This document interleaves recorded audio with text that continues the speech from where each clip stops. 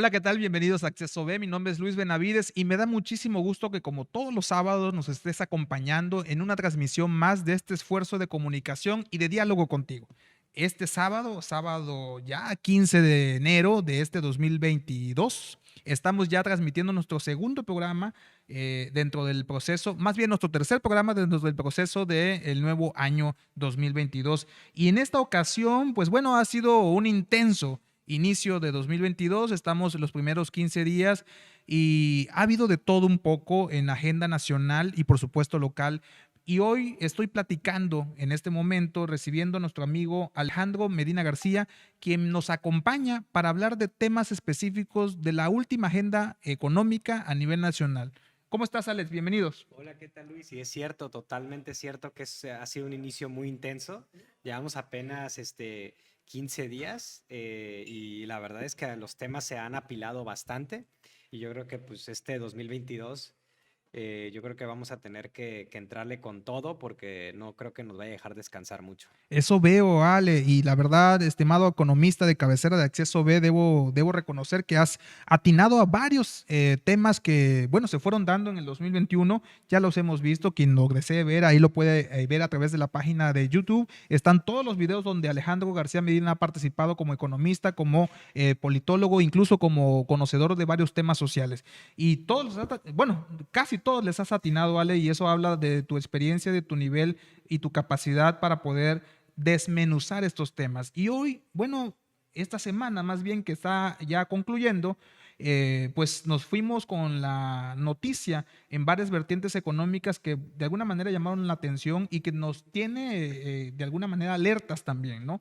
En primera instancia, a nivel nacional, el anuncio del grupo Citibanamex que pues evidentemente puso con los pelos de punta a mucha gente, todavía hasta el día de hoy, después de algunos días de ese anuncio, Alejandro, pues hemos visto que todavía la gente todavía no termina de entender esta dinámica de este anuncio que hizo, ya que ya es oficial, ya el grupo bancario en cuestión dice adiós a México y bueno, se generó toda una agenda al respecto.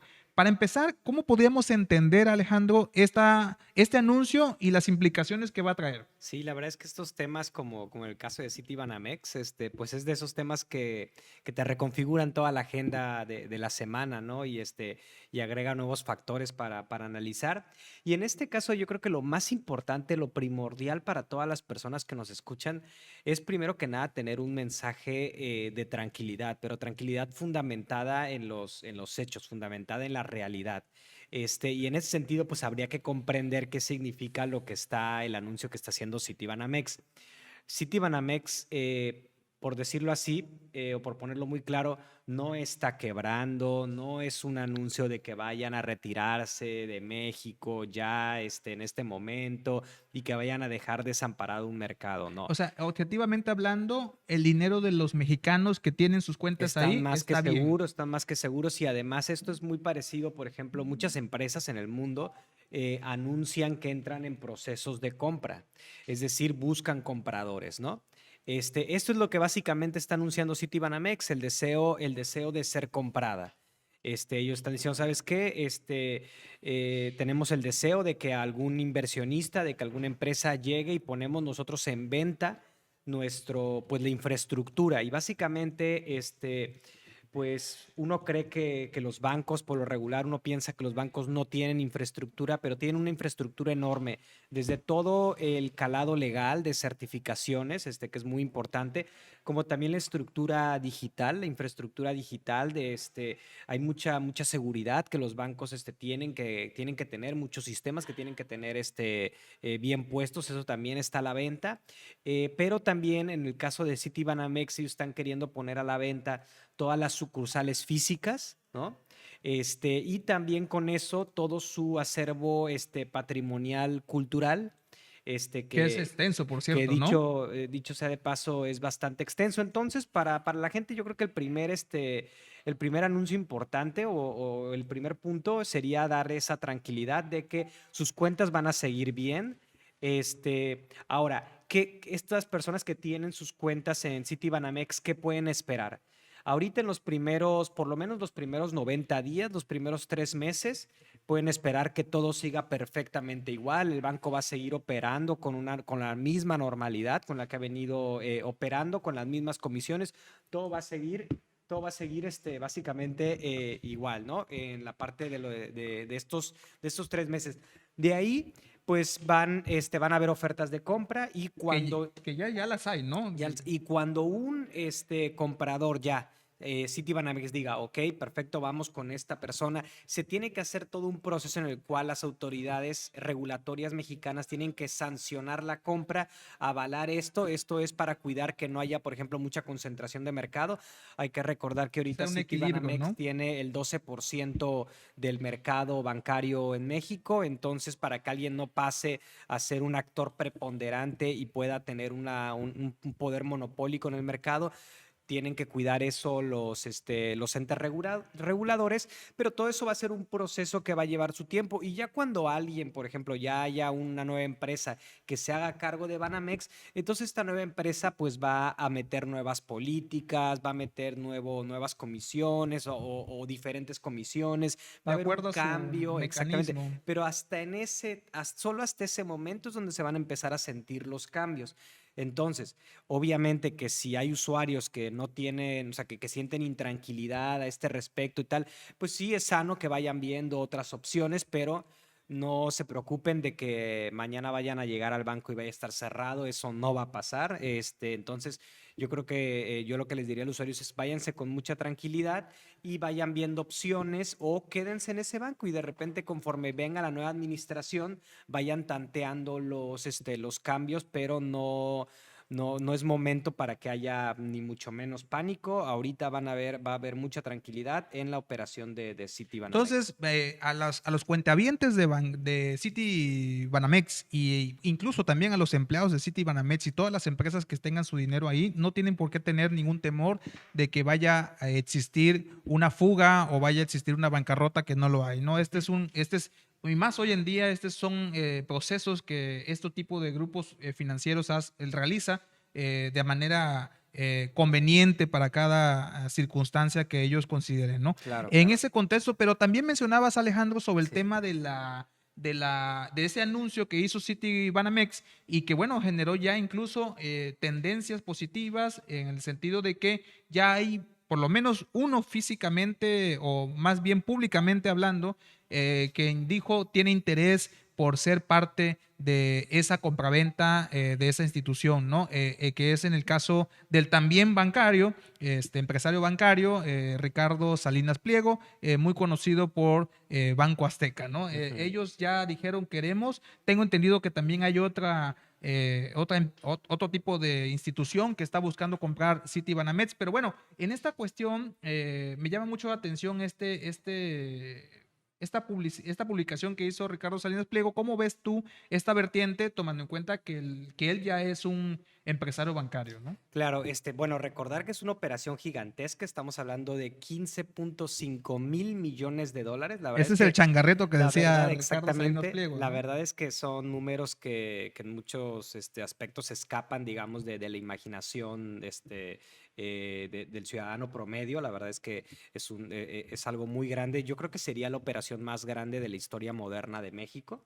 Entonces yo creo que es decir bastante la oportunidad que está aquí en el mercado.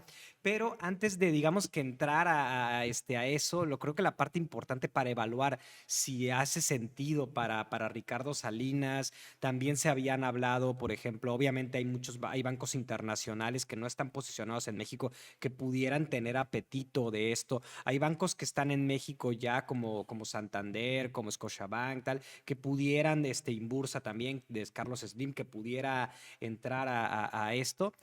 Habría que entender primero por qué Citibanamex se está deshaciendo de esta línea de negocio. Y una de las cosas importantes es comentar que esto es una estrategia global.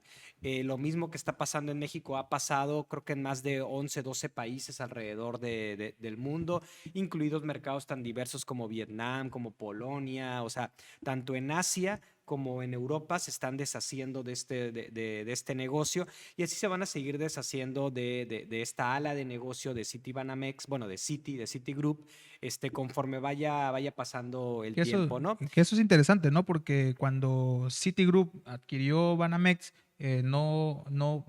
prefirió quedarse con el nombre de Banamex, ¿no? Y lo fusionó y creó Citigroup Banamex. Tengo entendido que este conglomerado bancario está, de alguna manera, es parte de un grupo muy grande que se llama BlackRock, que es a nivel internacional, ¿no? Sí, totalmente. Y la verdad es que, bueno, Citigroup es creo que en el 2008 era el banco más grande del Del mundo. mundo, es correcto. Y como parte de su estrategia de abarcar todos los servicios, fue que se decidió por la compra de de Banamex en ese caso, y en ese tiempo fueron 12.5 mil millones de dólares, que en este caso lo tenían los empresarios después de la nacionalización de la banca. Se vendió eso a dos empresarios, Roberto Hernández y Alfredo Harp, y Ok. luego ellos lo venden al grupo de Citigroup por ese precio, que pues fue obviamente un negociazo en términos de que lo compraron muy barato por la nacionalización y luego lo vendieron. Pero bueno, el punto es que Citigroup está en una estrategia global muy importante. Y aquí, ¿por qué está en esa estrategia? Hay una cosa muy interesante que tiene que ver con las fintech, con estas nuevas empresas que, por ejemplo, una de las áreas de negocio que tiene que ver con las tarjetas de crédito.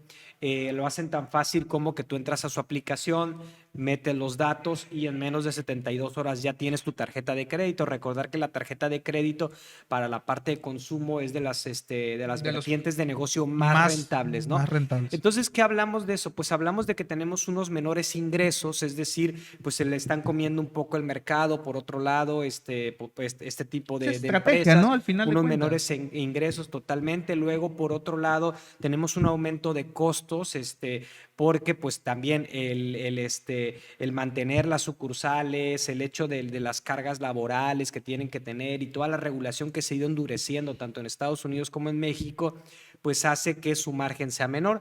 Y en ese sentido, uno de los datos muy importantes es que el grupo Citigroup es de los pocos, básicamente de los 4 mayores bancos del mundo. Él es el único que tiene sus acciones en el mercado de valores están por debajo de la valuación en libros de la empresa. ¿Eso qué quiere decir? Por lo regular, las acciones casi siempre están arriba de tu valor contable en el mercado de valores. Esto es porque tus acciones en un mercado de valores generan expectativa. En este caso, las acciones de Citigroup no están generando expectativa. Eso quiere decir que los accionistas, los inversionistas, pues prevén un futuro malo para Citigroup. Pensarán quizás que es una empresa pues anquilosada, que tiene muchos gastos, que no se mueve con la flexibilidad que el mercado requiere. Entonces, yo lo que analizo es que Citigroup lo que está haciendo es recuperar, digamos, un poco más de flexibilidad, quedándose en el mercado que le está dando mayores ingresos, que tiene que ver esto con pues banca patrimonial, con todo el apoyo a las inversiones que grandes capitales y grandes familias en México Manejan, ¿no? pueden darse ese Fíjate lujo. que acabas de hacer un análisis muy interesante que te voy a preguntar en el último bloque de esta entrevista, pero vamos a un corte comercial y regresamos aquí en Acceso B. No se vayan porque viene lo más interesante. En Papelería Benavides encontrarás papel y bolsas de fantasía, globos, artículos de oficina. Además, te ofrecemos servicios de trámites por internet, impresiones, escaneos y copias. Construye tus proyectos, sé el mejor de tu escuela en cualquier modalidad y en tu trabajo. Llévate lo que te es útil. Y para este regreso a clases, traemos para ti el 10% de descuento en la mejor variedad de productos en artículos escolares y accesorios de computación. Envíanos un WhatsApp al 936-117-0936 y visítanos en nuestras redes de TikTok, Facebook, Instagram como Papelería Benavides. Desde 1985, tu mejor opción. Gracias por seguir en sintonía con Acceso B. Nos fuimos y le preguntamos a Alejandro ciertos temas, pero en todo su análisis que nos acaba de hacer en el bloque anterior, nos hizo despertar muchas dudas. La primera, Alejandro, con el tema que nos explicaste hace un momento, nos da la impresión de que la salida de Citigroup Banamex o de Citigroup el tema de vender Banamex, pues evidentemente no es tan buena señal para el mercado mexicano. Y yo te lo pregunto en dos vertientes. Primera, no es buena señal porque la competitividad en su negocio está siendo afectada, o no es buena señal porque el gobierno no está sabiendo bien su papel de rector en las políticas públicas económicas del país. No, es un cambio de la industria. No sé, vamos a poner un ejemplo. Imaginemos la industria de los carros, de cuando uno va y renta un carro, ¿no? Esta industria pues tiene que comprar muchos vehículos, tiene que tener muchos gastos para que la gente pueda agarrar, llegar y rentar un vehículo, ¿no? Pero ahora ya existen compañías como Uber, Lyft, Didi, muchas otras empresas que tienen un modelo de negocio más ligero, es decir, que no tienen que contratar, que tienen que comprar per se el vehículo. Entonces, pues la industria se está reconfigurando a nivel mundial. Y es cierto, Citibanamex dice, ya no me es negocio. Claro, ya no le es negocio esa forma de hacer negocio. Antes era negocio esa forma de hacer negocio, pero ahora hay nuevas formas de atender ese mercado y hay otros actores que están atendiendo ese mercado con menos costos. Entonces, Citigroup, pues lo que está haciendo es, digamos que dejar esos negocios, tener más capital para entonces reconfigurarse y renacer, digamos, con diversas estrategias. Entonces, no tienen en sí nada que ver con el mercado, con el mercado Con la política mexicano, con la pública política mexicana. pública mexicana. Es un asunto totalmente global de cómo está cambiando el negocio para Ahora Citibanamex. bien, Alex, qué Bueno, bueno que para todo el haces, banco, pues, así para es, todos los para la bancos, empresa, ¿no? De para que todos los ellos, bancos. Citigroup. Ahora bien, Alejandro, en este contexto, y ya una vez que nos has explicado perfectamente que esto no tiene nada que ver con las políticas económicas del país, del actual gobierno, eh, ahora también viene la otra vertiente. Alejandro, ¿la posición del gobierno es la correcta en los discursos que ha hecho a partir de este anuncio de Citigroup Banamex? Te pregunto esa vertiente. ¿O cómo ves tú, cómo hubieras hecho esta reacción que de alguna manera ya hemos visto por parte del gobierno? Yo creo que el gobierno lo agarró un poco en curva y por lo tanto no pudo salir con mensajes como que muy elaborados para tranquilizar a la gente, a la población. Pero ya cuando agarraron, digamos que sobre todo lo que es el secretario de Hacienda, Rogelio Ramírez de la O, ya cuando ya analizó bien el caso, pues hicieron lo que tienen que hacer, que básicamente tiene que ver con que ellos tienen que sancionar lo que comentaba, ¿no? La compra de esto por parte de otros bancos para que cuidar que no haya un actor monopólico en el sector. Entonces, básicamente, el gobierno pues va a estar atento a, uno, recaudar la parte de sus impuestos, ¿no? Que eso es importante pues para la hacienda pública y obviamente pues para comprar vacunas, para seguir haciendo obras de infraestructura, tal, el que de ese negocio se paguen los impuestos correspondientes de esa compra. Entonces el gobierno mexicano tiene que estar atento a poder cobrar eso y por otro lado estar atento a que no genere un monopolio que al final termine pues debilitando al sistema bancario mexicano.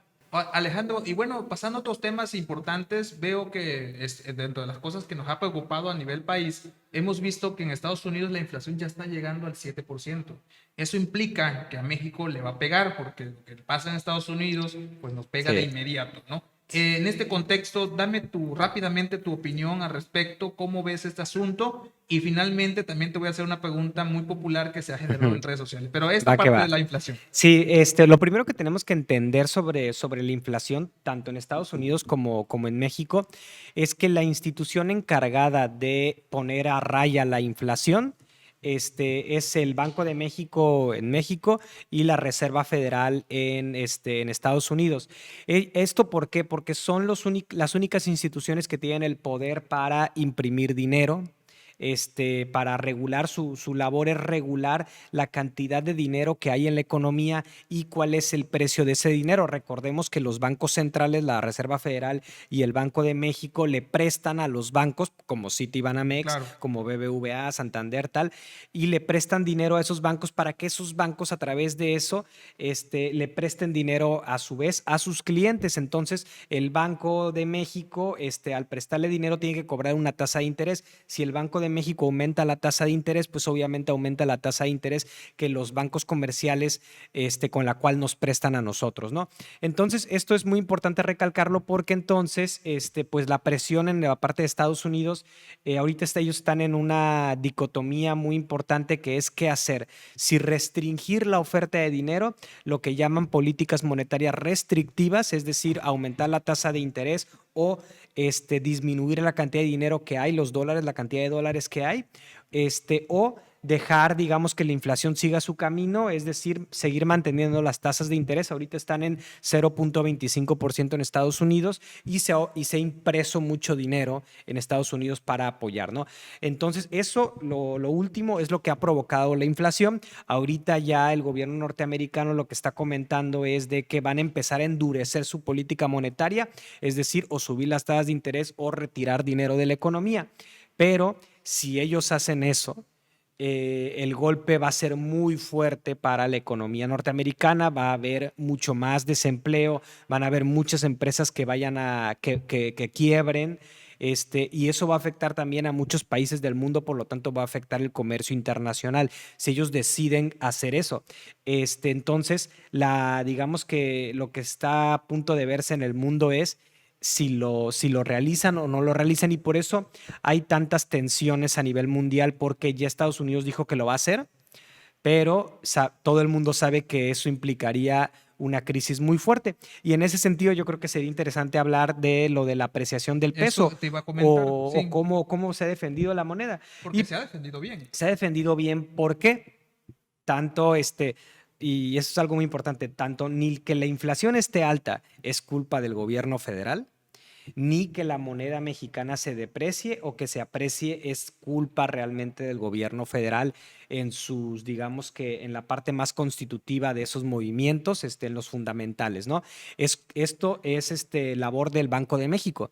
Esto literalmente los que tenemos que ponerles el ojo es al Banco de México. Y entonces el Banco de México, el año pasado cerramos con un aumento. Por lo regular los bancos aumentan su tasa en 0.25%. El Banco de México terminó aumentando su tasa, terminamos en 5.5% y con un aumento de tasa al final de un 0.5%, o sea, el doble de lo que normalmente. Entonces quiere decir muy agresivo el Banco de México. ¿Y por qué muy agresivo? Por un lado, sí, para contener la inflación, pero en realidad la preocupación más grande del Banco de México tiene que ver con la apreciación del peso.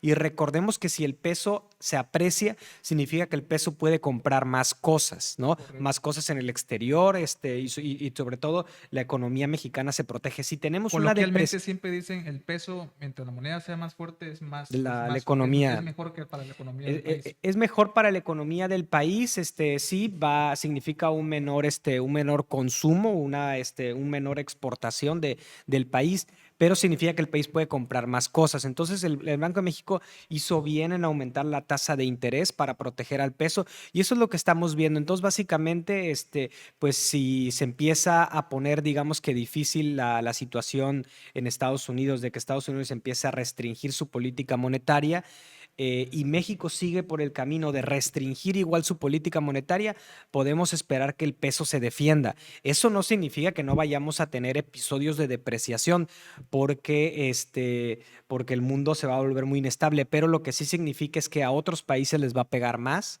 Duro que a más México. duro que a México, y eso es, Al digamos, final un de poco cuentas, favorable para México. tú lo decías desde los primeros programas en Acceso B en los que has participado, tú decías, México está haciendo o está llevando a cabo una política monetaria de acuerdo al libro Ujú. que está estipulado en el tema económico, ¿no? Y que de acuerdo a eso, pues a México por eso no le ha ido tan mal como quizás en otro momento le hubiera podido Y a ir, ¿no? muchos otros Y a países, muchos Nairo. otros países les está yendo mal. Bueno, en este sentido, Alejandro, no puedo evitar preguntarte algo que se fue tendencia en las redes sociales también esta semana.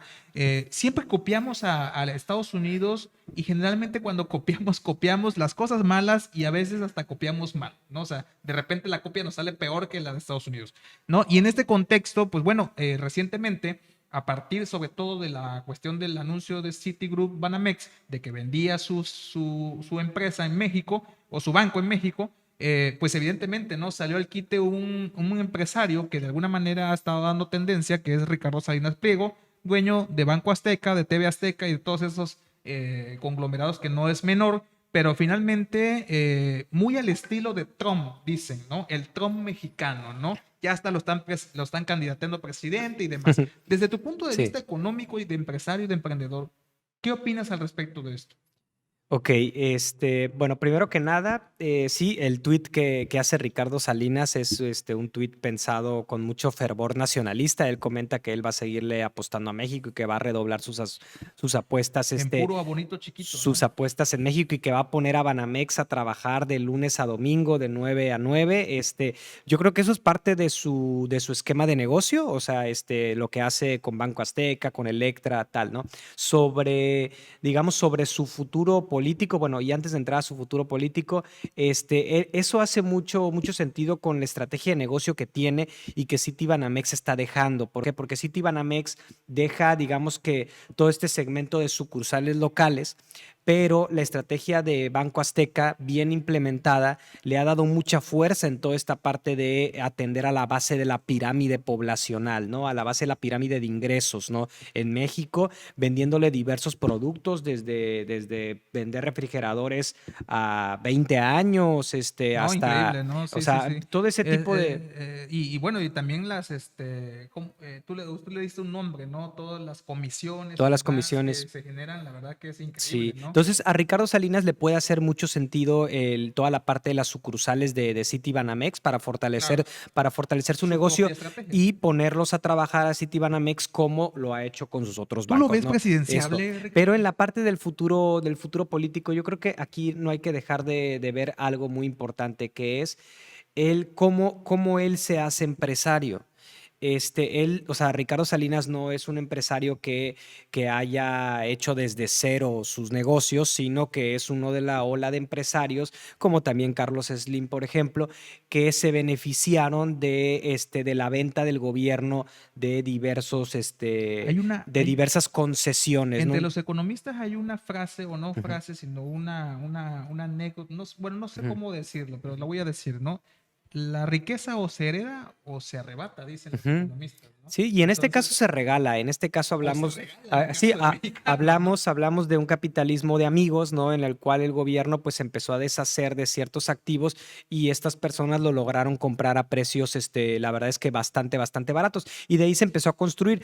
De ahí, después de eso, lo que ha hecho tiene mérito, lo que ha hecho tiene mérito como empresario, es decir, llevar esas empresas desde Azteca, Banco Azteca, Electra, a crecer en su segmento, eso es muy importante, a diferencia de otros, por ejemplo, como lo de Aeroméxico, que ahorita, a pesar de que le dieron un monopolio aéreo, pues ahorita ya básicamente tuvieron que declararse en bancarrota en Estados Unidos y que por eso están habiendo todos esos problemas. No es tanto por el Omicron, sino es porque están despidiendo a los pilotos. Pero bueno, volviendo a Ricardo Salinas Pliego, pues la gente sabe eso. Por otro lado, la gente también sabe que tiene muchos problemas con el SAT, tiene varios juicios de que no quiere pagar sus impuestos, ¿no? Entonces yo creo que esas son colas que le van a ser muy complicado que Ricardo Salinas pueda usar esto como una base para poder ser un candidato de oposición o un candidato estilo Trump para México, porque pues a mí me parece que hay tela de donde cortar o hay cola de la cual pisar para poder tal. Ahora, Yo de tajo lo digo sí, honestamente, sí. como copia, no es Ujú, buena copia el querer intentar hacerlo como ujú, lo que pasó en Estados Unidos con ujú, Trump, con el movimiento de Trump, que por cierto sigue vigente. ujú. Y en primera instancia y en segunda instancia, por lo que acabas de decir tú de la cola y más allá de la cola, las responsabilidades, creo que no es bueno para el país que este tipo de actores ingresen a la cuestión política porque lo único que hacen es turbulentan la situación. Y dicho sea de paso, eso no quiere decir que estos pasos que esté haciendo Ricardo Salinas Pliego no le hayan salido bien. Creo que le salieron bien esta Sí, semana, sí. porque en la ausencia del presidente de la República, evidentemente, entre la efervescencia de Citigroup Banamex y lo que anunció, pues aprovechó la ocasión y bueno, sus bonos de alguna manera, aunque muy mayoritariamente negativos, empezaron a hacer tendencia a nivel Sí, nacional. la verdad es que la oposición y bueno, y hay también una ideología en México de pues de no importa cómo hayas hecho tu dinero, lo importante es que tengas dinero y entonces a mayor dinero significa que eres más exitoso y A entonces quiero ser poder, claro. exitoso y tal. Entonces, toda esa ideología, claro que es una base importante. Yo no dudo que haya mucha gente que fuera a votar por él en ese sentido. Yo lo que creo es que no le alcanzaría para, digamos, una presidencia, ¿no? Dado que hay muchos otros puntos negativos y una población que se está informando, ¿no? Claro. Entonces yo creo que no alcanzaría, pero bueno, no dudo que haya gente que vaya a votar por él, obviamente. Gran conversación con Alejandro, economista de cabecera. Él es egresado del ITAM, empresario exitoso, por supuesto, y evidentemente es amigo de Acceso B, con el que próximamente vamos a estar haciendo muchas cosas a través de OK Rabbit. Estén pendientes y seguimos aquí en Acceso B. Gracias, Ale, por haber Gracias, estado Luis, aquí. gracias a todos ustedes. Seguimos en Acceso B.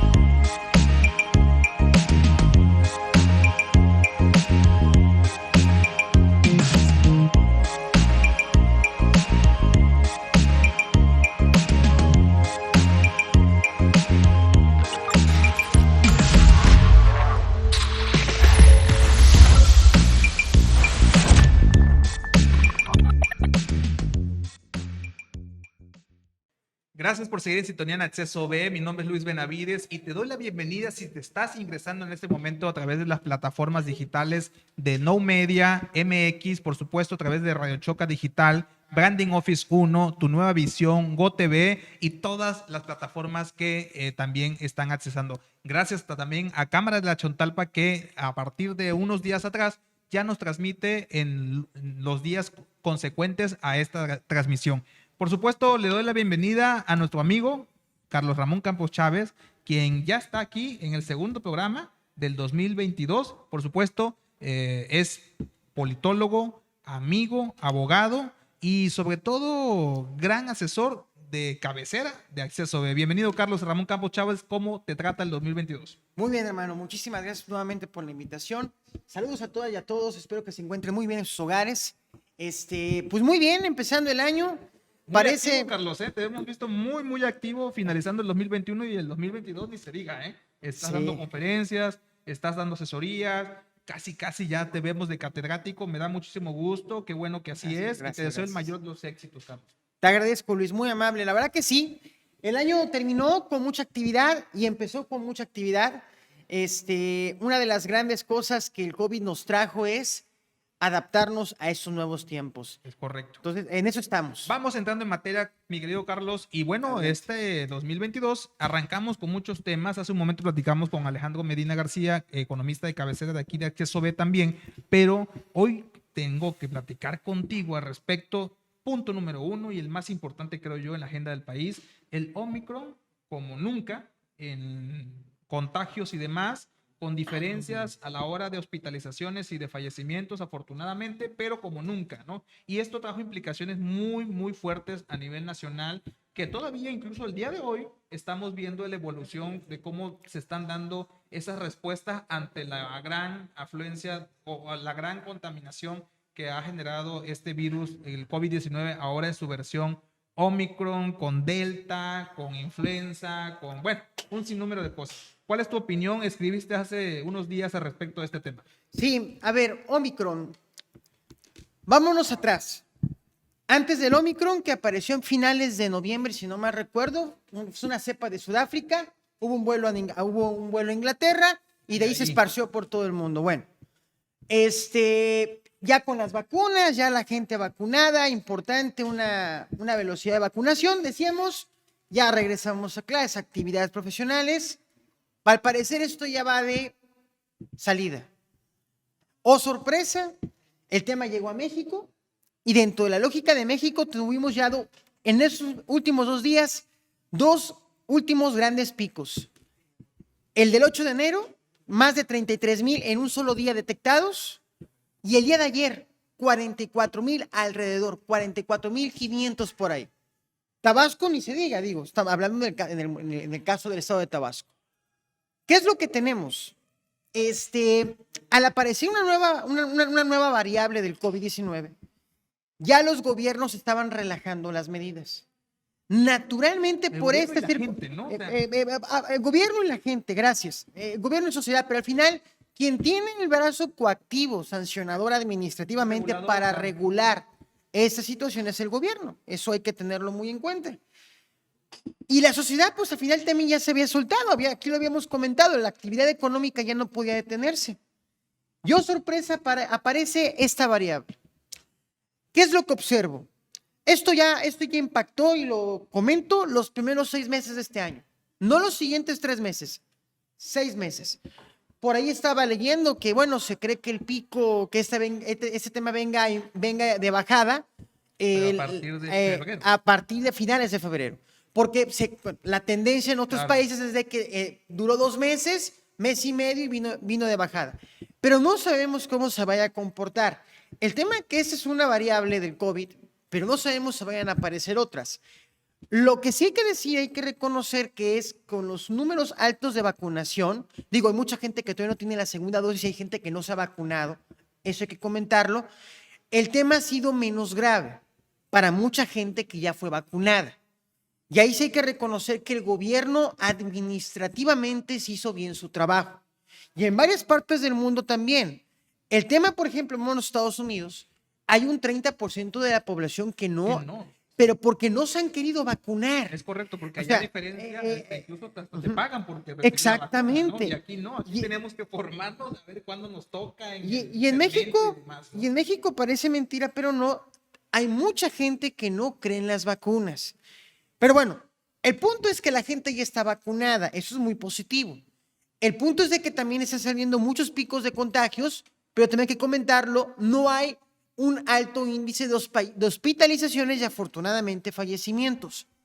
Aquí en el diagnóstico político a nivel gubernamental es, si bien ya existen medidas administrativas y ya tenemos una experiencia de 2 años y corriendo de qué es lo que se debe y tiene que hacer, es que esta situación, por más que se sepa qué hacer, va a afectar otras variables y ya las está afectando. Claro. El tema económico va a ser una variable que ya la está afectando. Bueno, de hecho, de antemano lo decían todos los analistas, incluyendo el gobierno y hasta el sector salud, decía, el sector salud no podemos recomendar confinamiento nuevamente, el sector económico no aguantamos un confinamiento más, ¿no? Y el sector gubernamental dijo, no vamos a cerrar la circulación y los establecimientos y demás. Es que ya no hay en México, no hay ese imaginario de regresar a casa a hacer todo lo que sabíamos que podíamos hacer hace unos años. No, si de por sí estamos saliendo de las secuelas de la primera, segunda y tercera ola, imagínense las secuelas de la cuarta ola. O sea, a ver,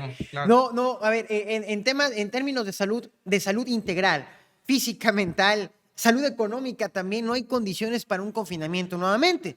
Lo que yo he venido reiterando en los escritos que he compartido y también en otros medios que también me han dado la oportunidad de poder participar, y te agradezco, Luis, por la invitación, es lo siguiente. Yo espero que después de 3 olas de experiencia, de mucho confinamiento, las autoridades se hayan sentado a reflexionar con mucha seriedad y hayan hecho un balance en la hoja de ruta construida, pero también experimentada.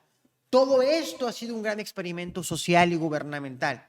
Por más que se tengan manuales de actuación, no deja de ser un gran experimento.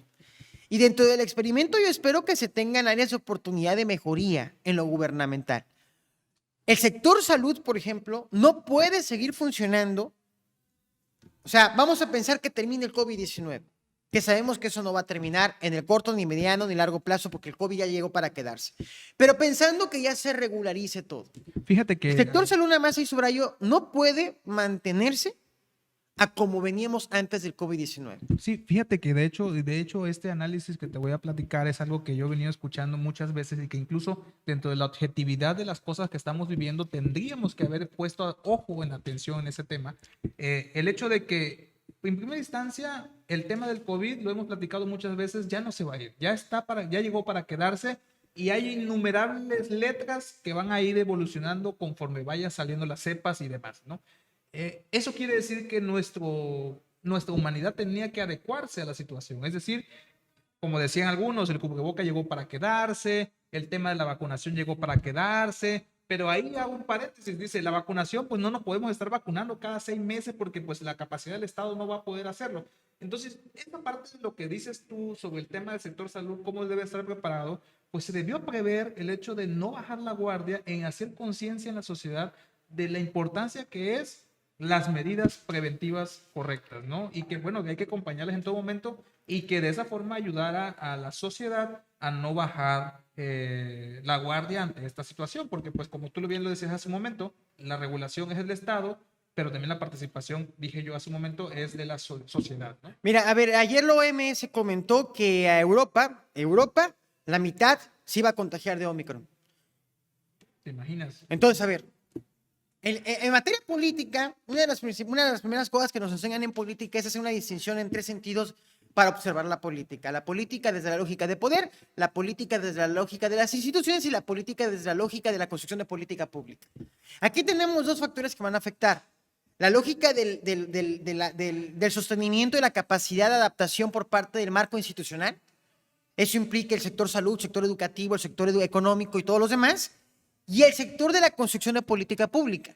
Porque me queda claro que, sin lugar a dudas, la ciencia de las políticas, igual sí que policy science, como le llaman los americanos, tiene que, seguro estoy que están con toda esa recabación de datos, se están construyendo nuevos backgrounds, nuevas teorías, nuevos approachments para ver de qué manera atender las problemáticas en lo particular.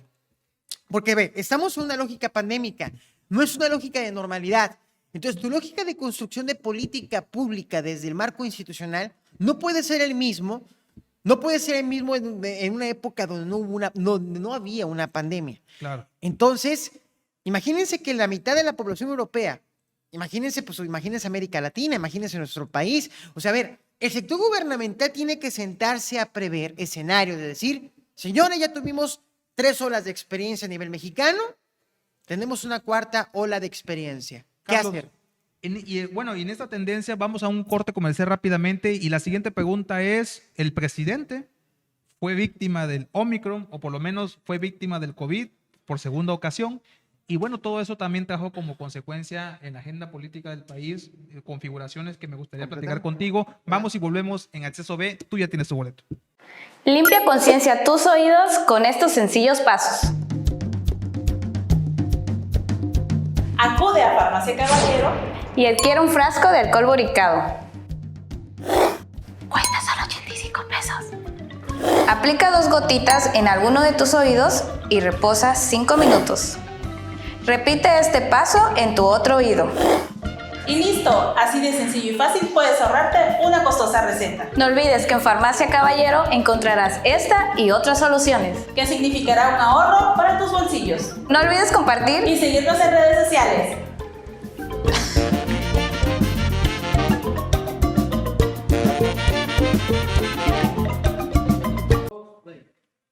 Gracias por seguir en sintonía con Acceso B. Estamos ya reanudando este programa. Síguenos en redes sociales a través de las plataformas que aparecen en la parte de abajo. No dejes de hacer tu pregunta, las leemos y vamos a seguir platicando con Carlos Ramón Campos Chávez, columnista también, por cierto, de opinión en diversos medios de comunicación y por supuesto amigo de Acceso B. Carlos, te hice la pregunta antes de irnos al corte. Bueno, el presidente también salió infectado derivado de toda esta gran ola que nos está pegando.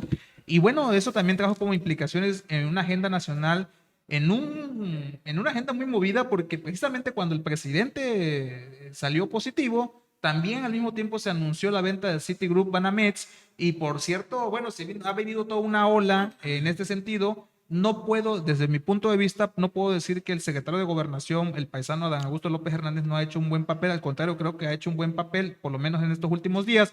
Pero tu opinión, Carlos Ramón Campo Chávez, ¿cómo ves ese tema después de este anuncio del presidente? Bueno, el que se haya infectado el presidente es normal.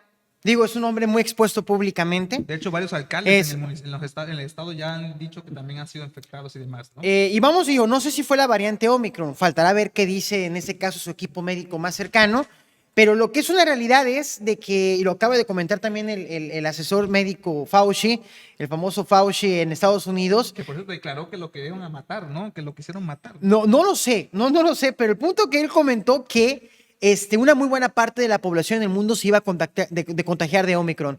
Entonces, no sé si eso le dio al presidente o no. El punto es que el presidente trae una agenda de trabajo intensa. A ver, hace unos días René Delgado le hizo una entrevista y comentaba él algo que me pareció muy determinante, que aquí en Acceso B lo habíamos comentado Claro. a mitad Inicia, ¿no? del año pasado, después del corte de las elecciones intermedias del 21, y lo comentamos que el 22 y el 23, lo que pasara en el 22 iba a ser como que el sello de cierre de la administración de Andrés Manuel López Obrador.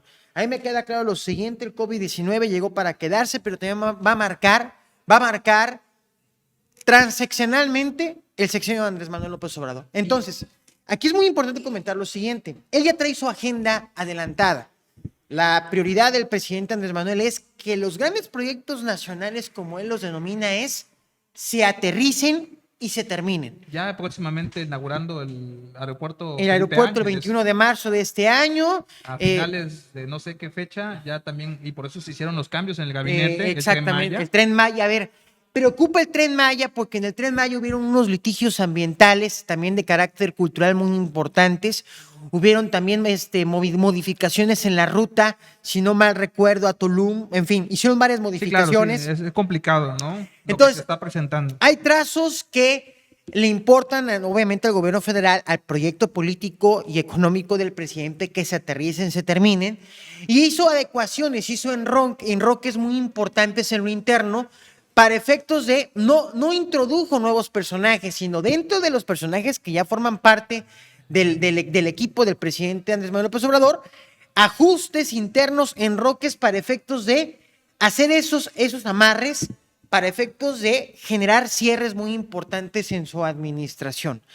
Entonces, vamos a ver si funciona o no, eso lo va a decir el tiempo. Al final de cuentas, a ver, el presidente ya trae una agenda de cierre de gobierno. A ver, el presidente ya entiende que él se va. Los tiempos los conoce. Los tiempos los conoce él y sabe que este año 2022 es el último cierre en materia administrativa, es el último año en materia administrativa para poder ejecutar sus proyectos. En términos simples, lo que se hizo, ¿no? Exactamente, porque en el 23 viene también la inauguración de la refinería de Dos Bocas, que es otra de las obras emblemáticas que el presidente trae en su agenda. Entonces, y ya sabe, este año es un año electoral, 6 gobernaturas también, la revocación de mandato 10 de abril de este año. A ver, tenemos una agenda política, económica, de salud intensa los primeros 3-4 meses de este año, y el presidente tiene una administración construida en esa lógica. Ahora bien, hablas de Citibanamex, que es como una agenda. Pero adelante, vamos, antes de pasarnos a eso, para que no vayamos, yo te quiero preguntar sobre estos enroques que han sucedido a nivel nacional. Pues evidentemente el primero o el más, de alguna manera más a la vista, operativamente hablando, políticamente, ha sido el del secretario de Gobernación, Adán Augusto López Hernández, y bueno, eso trajo consigo también el otro anuncio del el movimiento que hicieron de bienestar a Fonatur, precisamente por lo que acabas de decir, del retraso del Tren Maya, de otro tabasqueño, Javier May Rodríguez. En este contexto, Carlos, a los tabasqueños, ¿cómo los ves en la cancha? O sea, ¿cómo los ves en la cancha nacional? Ya muy vistos y demás, pero en este contexto, tú desde tu punto de vista, ¿cómo los ves a nivel analista político? A ver, creo que nunca en la historia habíamos tenido tanto tabasqueño y tabasqueña también. Correcto, sí. Sí, o sea, en cargos claves en la cartera federal. Creo que nunca en la historia había Incluso no hay que dejar de mencionar a Mario Yerko, ¿no? Que está en la Junta. Sí, no, por de eso, INE, por ¿no? eso digo, tabasqueños y tabasqueñas muy importantes para no ser tan, o sea, siendo justo con el paisanaje, vaya. Sí, porque al rato Porque, se nos vaya un nombre y van a sí, decir que no, no lo quisimos mencionar, ¿no? quiero ser justo con el paisanaje. Obviamente, el presidente de la República, yo aquí lo comenté, son los tiempos de Tabasco. Naturalmente, pues bueno, digo, qué bueno por Tabasco y qué bueno por el país. Y desearles todo lo mejor en sus responsabilidades directas e indirectas. Sin embargo, regresando al momento coyuntural histórico que el país está viviendo, a ver, el presidente, toda la cartera está y toda la energía está definida en el cierre del sexenio de Andrés Manuel López Obrador. Porque una vez pasando el 22, viene el 23, vienen elecciones importantes, pero el 23 ya es la antesala directa al 24. Porque ya es un hecho que candidaturas definidas es a partir de octubre, diciembre del 2023. Y el presidente se va a finales de septiembre del 24. Entonces, ya el presidente sabe que el 22, y lo decía René Delgado, lo que se define en ese semestre del 22 será el cierre seccional de Andrés Manuel López Obrador. Pero es natural por los tiempos políticos que hay, como está definido administrativo y político electoralmente ese país. Permíteme hacer un símil con Estados Unidos, porque eso también va a influir en la agenda político nacional. En 300 días se elige en el midterm, como le llaman los americanos, se elige todo, en este caso una muy buena parte, bueno, el Senado de Estados Unidos y la Cámara de Representantes, que es como un referéndum al gobierno de Biden. Y Biden no trae números positivos. Está interesante. Entonces, a lo que voy es lo siguiente. Así como en México son los primeros 3, 4 años, en Estados Unidos son los primeros 2 años, o antes de los 2 años, por el formato presidencial. Entonces, eso va a influir en el cierre de la administración de López Obrador, pero por supuesto también. Aquí hay que ver estos movimientos, qué ritmos van tomando y van tomando y atacando la agenda del presidente. Pero hay que además destacar una línea ahí importante. Fíjate, no hay oposición. Claro, bueno, es no evidente, hay oposición. Evidente que incluso varios líderes de oposición dicen que tienen su fe, así como lo escuchan, tienen su fe en que la 4T se tropiece sola. Entonces, eso habla en definitiva de algo que no está pasando en el país y que no está brillando la oposición política en este sentido. Carlos, ya finalmente para cerrar este gran bloque contigo, te agradezco mucho que estés aquí en Acceso B. Por cierto, gracias. En las redes sociales de Carlos Ramón Campos Chávez aparece en la parte de abajo. Muy importante que lo puedan seguir para poder estar al día de todos los temas trascendentales del país y del Estado. Pero bueno, estamos apenas el jueves 13 de enero, se vivieron 100 días de gobierno, los primeros 100 días de gobierno de los actuales ayuntamientos en Tabasco. En este contexto, Carlos, ¿cuál es tu conclusión hoy sábado 15 de enero, pasando esos 100 días? ¿Qué hay en el Estado que tú veas valioso? ¿Y qué pendientes ves rápidamente, Carlos? Gracias, hermano, por la pregunta. Pues yo, la verdad, así, a grosso modo, sin tanto diagnóstico, y lo digo como un ciudadano, veo mucha inercia institucional. Yo no estoy viendo, y hablo de la ciudad capital de Villahermosa, inversión en temas de infraestructura urbana. Veo mucho boom y teatro en las redes sociales, padrísimo. Veo más preocupados por sus temas, por sus tendencias en redes sociales, pero no estoy viendo acciones en la obra pública importante. Veamos la infraestructura urbana, deteriorada, erosionada. Y esa es una crítica importante porque, a ver, esto de los 100 días que fue una creación mercadológica de los norteamericanos, aquí lo platicamos también en Acceso B, Luis. En 100 días tú no resuelves nada. Es como una especie de que aquí estoy, pero ¿qué estoy haciendo? Y aquí sí es una crítica a los gobiernos municipales. Me preocupa la inercia institucional y gubernamental que estamos teniendo. Porque, insisto, estamos en un caos pandémico, pero los gobiernos están para atender y resolver. Y si los veo más preocupados por su estética y su retórica en redes, que realmente ejercen una función importante y un cambio de rumbo en las administraciones públicas municipales. Y eso es peligroso, muy peligroso, porque lo que está pasando es una erosión de lo social a lo institucional. Y voy a comentarlo. Esto puede generar dentro de la inercia un colapso social por falta de respuestas económicas a las necesidades de la gente. Comentarlo. No todo se resuelve con dádivas sociales. Tú no vas a resolver el problema de la gente con 3,600 pesos bimestrales. La gente quiere proyectos. Y ese es el y tema para eso federal, ¿no? y para eso se requieren inversiones. A Tabasco le faltan inversiones en áreas estratégicas. Ahí tiene que estar concentrada la energía. Gracias, Carlos Ramón Campos Chávez, abogado, analista político, consultor, columnista más bien, en este sentido de las redes sociales, en los medios impresos y por supuesto a través de este canal y de otros muchos. Muchas gracias por estar aquí en Acceso B, te agradezco mucho y te espero pronto para hacer más análisis al respecto del tema. Muchas gracias, hermano. Les agradezco a todos ustedes. No se vayan, seguimos en Acceso B, vamos al último bloque. Aquí tú ya tienes tu boleto.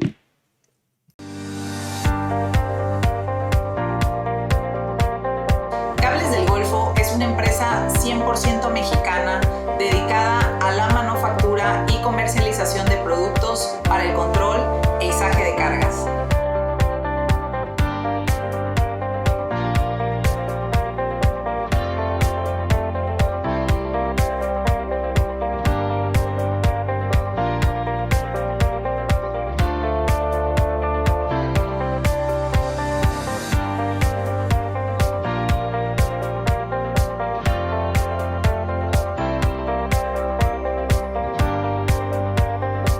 En Cables del Golfo, nuestro compromiso es la calidad y la seguridad para nuestros clientes.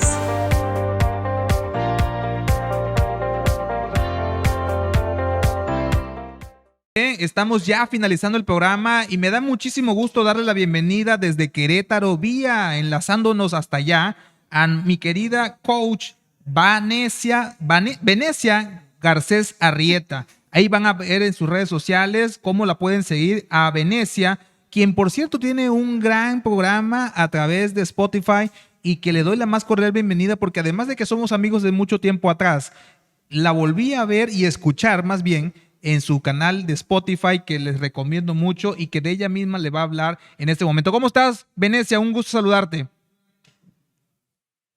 Hola Dani, ¿qué tal? Muchísimas gracias por invitarme aquí a tu programa. Muchos saludos a tu auditorio. Y pues sí, están invitadísimos a escuchar el podcast que se llama Las 1001 Preguntas de Venecia, donde estaré entrevistando a gente que es especialista en diferentes temas. Y pues la verdad es muy bueno. Ojalá que se den el tiempo de escucharlo un poquito. Muchísimas gracias por invitarme, Dani. Y estamos conectándonos No hasta te la ciudad de escucho. Querétaro. Y bueno, Así yo te debo decir que el primer programa me capturó de tu podcast y la primera pregunta que me hizo eco en mi cabeza fue, coach ontológico, ¿qué es y por qué es diferente a un psicólogo, Venecia? Mira, el coach ontológico nos basamos en trabajar muchísimo con las metas. Nosotros, como coach ontológicos, lo que siempre cuando llega una persona con nosotros se llaman sesiones. En las sesiones lo primero que les preguntamos son cuáles son sus metas en las principales áreas de su vida, ¿no? Ya sea en lo laboral, en lo profesional, en lo personal. Entonces, dependiendo de todo lo que las personas nos digan, pues nosotros vamos trabajando de acuerdo con sus metas, siempre teniendo la conexión entre lo que es el lenguaje, la emoción y el cuerpo, y que todo eso esté en sintonía, ¿no? Con lo que piensan, lo que sienten, con lo que están hablando y expresando. A partir de sus metas en cada una de sus áreas, nosotros vamos trabajando. La diferencia que hay entre un psicólogo y un coach ontológico es que los psicólogos se basan mucho en trabajar lo que son las patologías mentales. Nosotros como coach ontológico solamente vemos todas sus capacidades de comunicación y sus habilidades de relacionarse con los demás. En sí, los psicólogos se van a más el tema patológico, cómo desarrollaron ciertos temas patológicos o enfermedades mentales y a tener todo ese proceso mental de solución. Los coach ontológicos nos guiamos más como con base a preguntas, llevarte a entender en qué punto estás en tu vida y cómo tener las herramientas suficientes para llegar a un punto B, ¿no? A la meta deseada. Entonces, obviamente en el camino, pues vamos conociendo todas las necesidades de la persona. Dentro de los coach ontológicos hay niveles, ¿no? Tú no puedes hacer este trabajo si no tienes una certificación que avale lo que tú sabes hacer en primera instancia. Y la segunda pregunta que te quiero hacer es, ok, eres un coach ontológico y la pregunta que te quiero hacer, ahora con el COVID-19, el servicio que tú brindas, el acompañamiento que tú brindas, ¿también se puede hacer de manera digital a distancia? Sí, claro, mira, con la primera pregunta, sí, tenemos que estar certificados a nivel internacional. Hay diferentes escuelas, ¿no? Que dan esa certificación. Yo aquí en México la tomé con Crecer. Y bueno, en un tema de coach ontológico por medio digital, claro que se puede. De hecho, yo, por ejemplo, doy ahorita un curso muy específico para qué es la mejoría en la autoestima, cómo mejorar mi autoestima, se llama el curso. Lleva 3 meses, es un proceso de 3 meses. Mis principales coaches son de otros países y, pues, bueno, por medio digital llevamos todas las sesiones en grupo y en lo personal, ¿no? Entonces, sí, sin ningún problema eso se trabaja. Como bien te digo, es a partir de las metas de las personas. Punto acabas de comentar, porque mucha gente nos ha preguntado en redes sociales sobre cómo poder acercarse a este tipo de situaciones, de acompañamientos, y qué bueno saber que a través de la tecnología lo puedes ir acompañando. Este servicio que que estás anunciando, este curso que vas a dar, te pregunto, ¿es individual a la ciudadanía o también lo pueden tomar grupos, incluso hasta pueden utilizarlos empresas? Sí, claro, se puede hacer en grupo. Yo tengo cursos muy específicos. En el de cómo mejorar la autoestima es uno, ¿no? Que se maneja por grupo, en sesiones de grupo, clases, por así decirlo, y luego son 8 sesiones para cada persona en lo individual. O sea, lo que vimos en las sesiones en grupo se trabaja en lo individual también. Y en un tema bueno, de trabajo, me enfoco más como en el trabajo en equipo, y eso ya se van tomando otros temas que es totalmente diferente al tema de la autoestima, que dependiendo de la persona y de las necesidades de la empresa, se van tomando ciertos recursos de diferentes áreas de la vida de la persona para poder ir mejorando bueno, que la persona trabaje de mejor manera dentro de la empresa. La verdad es que cuando te entrometes mucho en la vida personal de la gente y ves cómo ayudarlos, la verdad es que eso sí, mejora muchísimo en su manera de trabajar. Yo creo que ahí sería como un área de oportunidad, sobre todo para ayudar a la gente, que mientras más mejora su vida, también más mejora su vida profesional, ¿no? Porque el tema de la calidad de vida, la calidad laboral y todo lo que eso implica genera positivos o de alguna manera activos positivos a cualquier empresa, pero también, por supuesto, en la vida personal de cada quien. Venecia, dos cositas para seguir cerrando el tema. Primero, ¿cuál es tu podcast y cuáles temas has tratado en tu podcast? Y finalmente, haz la invitación al público que nos escucha y nos ve a través de las redes sociales para que ingrese y pida informes sobre tu curso de autoestima y la fecha en la que lo vas a dar, por favor.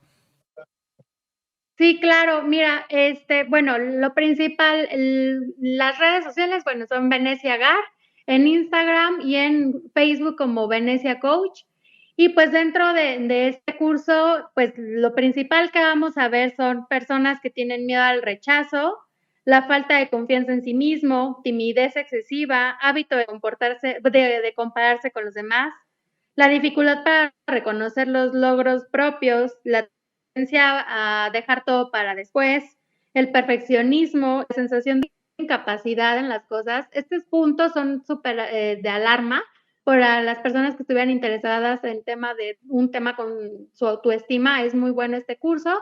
Yo empiezo a mediados de marzo, más o menos por el 15 de marzo, con este curso y pues ahora sí que están súper invitados. No sé si ustedes, bueno, más adelante ya dar un poquito más la explicación sobre del curso, cómo se da y en qué horario, sin ningún problema, pero pues bueno, está ahí abierta totalmente a la invitación y pues te agradezco muchísimo este espacio. Recuérdanos tu podcast Sí. en Spotify. Sí, claro, perdón. Mi podcast es de las 1001 preguntas de Venecia. He tocado temas como la depresión, la ansiedad, no conmigo, con un psicólogo, con un especialista. También el COVID, cómo se vive, cómo se trata, también con un especialista. una medallista olímpico, ¿no? En nuestro país, mexicana, una paralímpica más bien, una persona que vivió la realidad en prisión, cómo se vive la justicia en México. La verdad es que a mí me ha motivado muchísimo, una experta en educación para niños, también que es una mujer muy conocida en redes sociales por justamente manejar todo el tema de la educación. La verdad es que es un podcast que, bueno, en lo personal, la idea nació de tantas dudas que yo tengo de todo, yo todo el mundo siempre le ando preguntando de todo. Entonces, pues dije, bueno, voy a hacer un podcast que también le llene a la gente, ¿no? Que también si tienen dudas, pues también me las hagan saber y yo invitar a especialistas sobre el tema. Y pues bueno, de eso nació el podcast y los invito a escucharlo. Se llaman Las 1001 Preguntas de Venecia, está en Spotify. Y pues con muchísimo gusto ahí también, si alguno de ustedes es algún especialista en alguna rama en especial, pues me gustaría también invitarlos ahí a platicar un poquito.